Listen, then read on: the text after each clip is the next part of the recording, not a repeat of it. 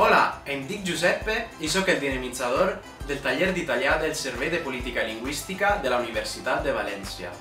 Si voleu saber com és l'autèntica recepta de la carbonara o anar de vacances a Itàlia i no fer el ridícul així, apunteu-vos al taller d'italià intensiu de juliol, sempre al Servei de Política Lingüística de la Universitat de València.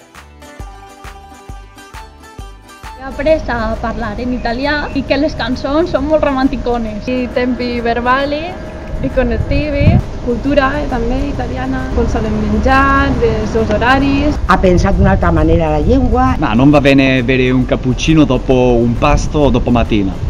Oh. A me piace Laura Pausini.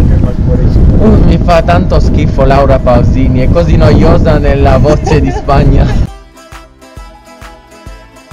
Perquè l'italià és molt bonic, És molt divertida, hi ha molt de companyerisme. Que és una llengua molt a prop de la nostra, del valencià, molt divertit.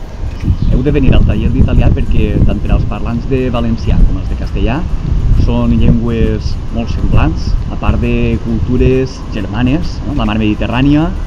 Jo invite a la gent, no sols als estudiants, sinó a la gent de qualsevol edat, que vinga a aprendre italià, perquè pense que ens fa créixer més com a persona.